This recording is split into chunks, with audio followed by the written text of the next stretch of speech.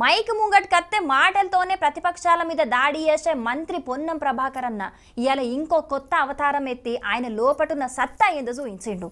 మంత్రి పొన్నం సారు లోపట రాజకీయ కళ కాకుండా ఇంకేమున్నది అని అంటారా? చలో వార్త రానే బట్టే నేను చెప్పుడు కాదు కానీ మీరే చూడు.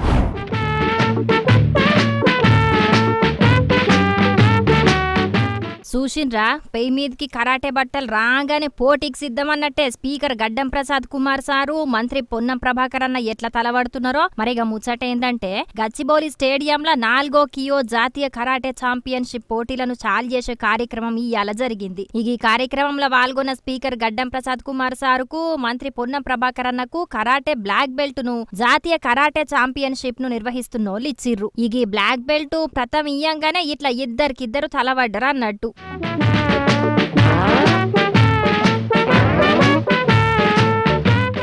ఈ కార్యక్రమానికి హాజరుపడ్డ స్పీకర్ గడ్డం ప్రసాద్ కుమార్ సార్ మాట్లాడుకుంటా మన ప్రభుత్వం నిఖత్ జరీన్ సిరాజ్లకు ప్రభుత్వ ఉద్యోగాలతో నట్టుగా సహాయం కూడా చేసింది. అట్లనే ఈ కరాటే పోటీల్లో పాల్గొనేటోళ్లు జాతీయ స్థాయిలనే కాదు అంతర్జాతీయ స్థాయికి పోయినా ముఖ్యమంత్రిని ఒప్పించి మరీ సహాయం అందిస్తామని అన్నాడు. ఇగటు మంత్రి పొన్నం ప్రభాకర్ అన్న మాట్లాడుకుంటా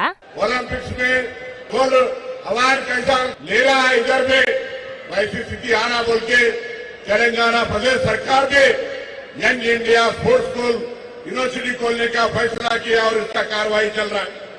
हर जिला में स्पोर्ट्स को एंकरेज करने के लिए रिसेंटली सीएम कप का टूर्नामेंट हुआ और पूरा इंफ्रास्ट्रक्चर बढ़ाते हुए हर जिला में स्टेडियम बनाने के लिए जो हर गांव में प्ले ग्राउंड है उसको भी डेवलपमेंट करने के लिए पैसे इस्तेमाल करते हुए తెలంగాణ స్పోర్ట్స్ అథారిటీ బడ్జెట్ ను ప్రభుత్వం దాదాపు 4 రెట్లు పెంచింది. ఇప్పటికే ఉన్న సౌలతులను వరల్డ్ క్లాస్ రేంజ్ లో పెంచే పని చేస్తున్నాం. అనేక జాతీయ అంతర్జాతీయ క్రీడలను నిర్వహించేందుకు సుతం ప్రభుత్వం సిద్ధంగున్నదని చెప్పిండు. మొత్తానికైతే ఇయాల జరిగిన కరాటే పోటీల స్పీకర్ ప్రసాద్ కుమార్ సారు మంత్రి పొన్నమన్న వాల్గొనుట్ల చాలా మంది లోపట ఉత్సాహం పెరిగిందట. మరిగా ఈ పోటీల లెక్కనే భవిష్యత్తులో ఇంకిన్ని జాతీయ అంతర్జాతీయ పోటీలు మన తెలంగాణలో జరగాలని మనం సుతం కోరుకుందాం.